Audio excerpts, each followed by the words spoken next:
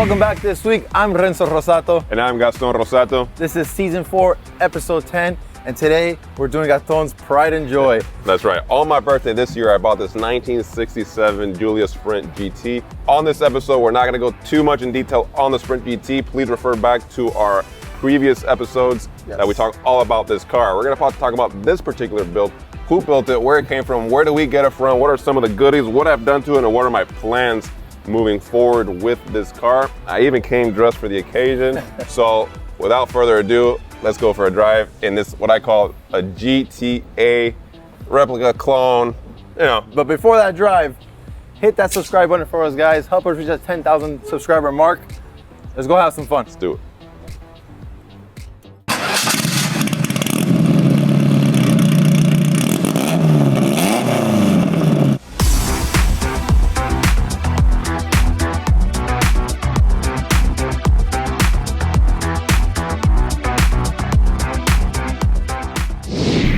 Thrown more forward than yours, right? This is a fixed. This thing is fixed down here, huh? There's no sliding back or. No sliding back. It's a race car, Renzo. I'm pretty comfortable. I feel like. What luxury are you asking for? I don't want any luxury on this car.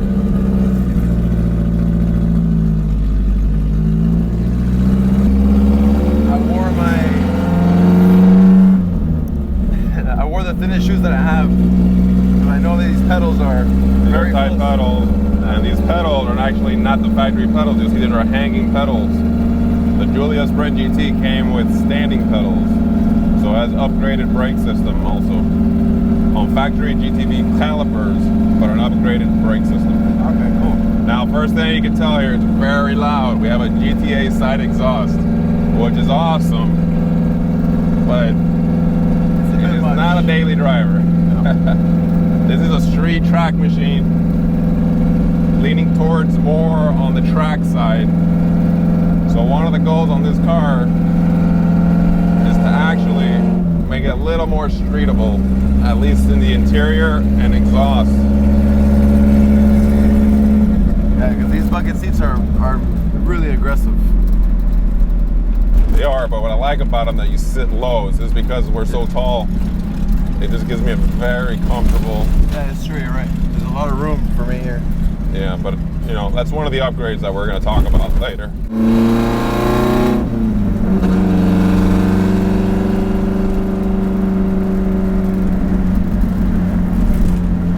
But this car is so fun to drive. It is.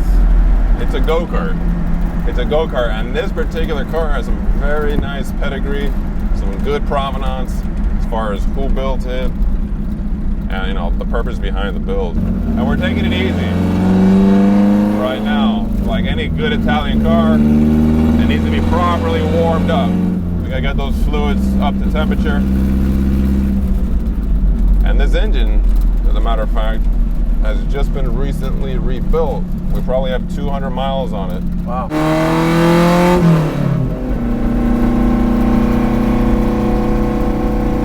That sound when you let go of that gas. It's like you're trying to catch his breath. And wait till you hear the backfires.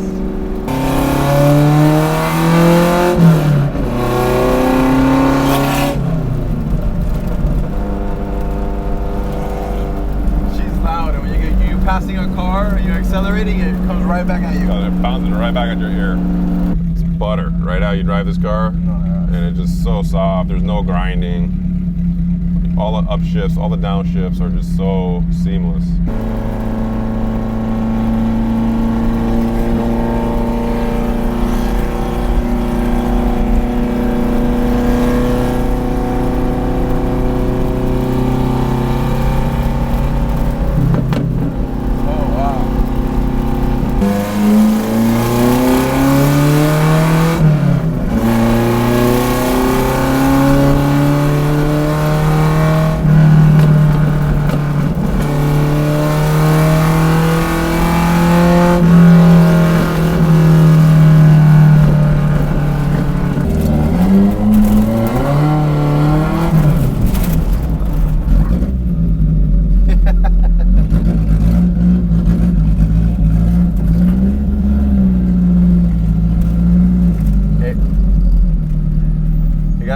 I thought it was. I think.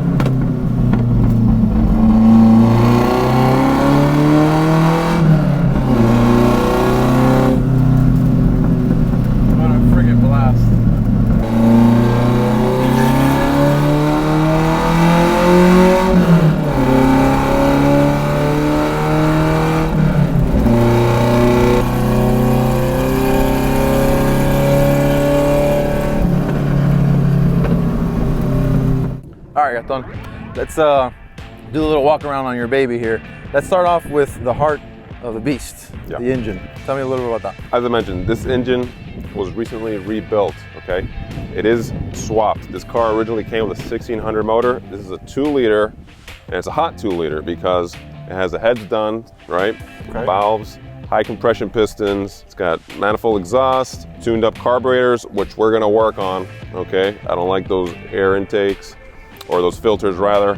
I like trumpets. Okay. It's gonna make it sound better, it's gonna make it perform better, and it's gonna look better. What's the size of those carbs? Those are 40/40 carbs. So the car, again, is configured to have some fun at the track, but also street use. If we put a 45 in there, you start to lose some of that drivability on the street, okay? You'll also notice real quick here, aluminum radiator to keep it nice and cool. It also has an oil cooler, nice little overflow recovery tank that's usually required when you're on the track for both engine oil and coolant. Upgraded brakes like we mentioned, braided steel lines, electronic ignition. So this is GTA Tribute. Right, it's a Tribute. So the car started off as a factory GT, very simple 1600 car. First thing you open the door, you realize it's an aluminum door panel.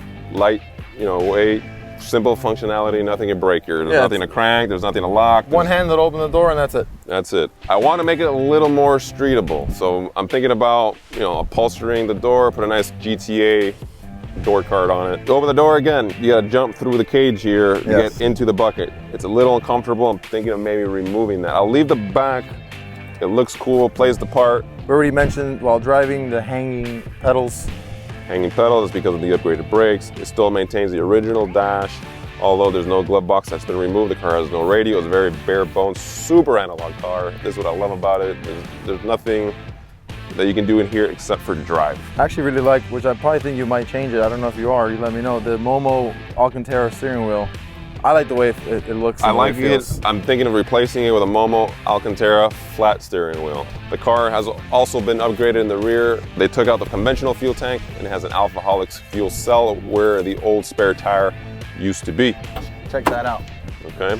And you'll notice in this car that you open up the trunk from the driver's side, when in reality, these older GTs, you open them from the passenger side, but that's a GTA thing. Speaking of which, we're gonna go to our next topic as far as who built this car, because as I mentioned, the car has a very nice pedigree. This car was restored and built a couple years ago by the renowned Roman Tucker. He is the name when it comes to GTA builds. There's probably no one else in the United States at least has built more GTAs than him. The car gets sold. We bought it from Ted Johnson, who owns a restoration shop here in the South Florida area. He's the one that rebuilt the engine because this car was for him, and I was able to buy the car off market. So we've had it for a few months. What have you done to the car since we've got it? Since I bought the car, for instance, I did little things like add the side mirror. It didn't have that. Ted had it only for track use. I'm gonna use it more for street. Yeah. I changed the wheels. It had actually the Alfaholic 14-inch wheels. These are classic Alfa 14-inch, but 7x7. Okay, they're a little wider. It had the 6-inch before.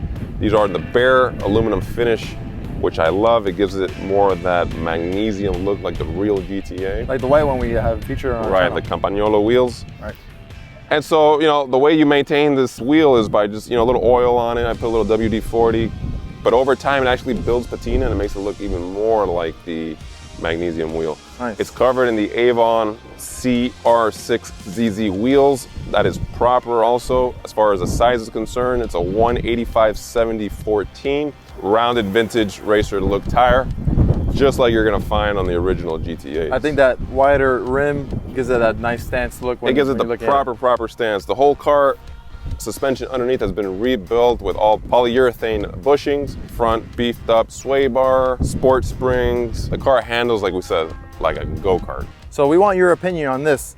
Gaston, we have the front nose painted green. Now he wants to either paint it all red, maybe wrap it white, or keep it green. My personal preference, I like the green. I think it's just screams out Italian. The green works.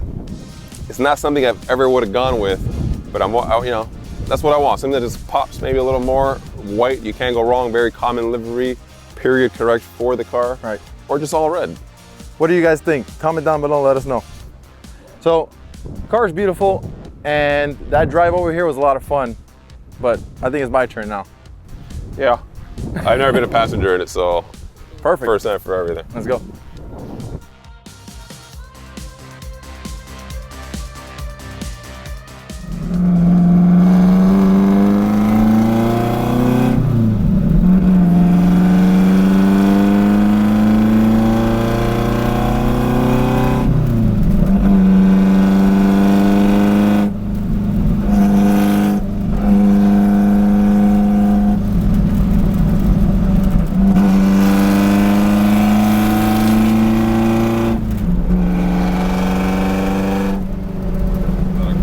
I think so. Or security? He's slowing down a lot too. Nah, security. Yeah, it is. Yeah, it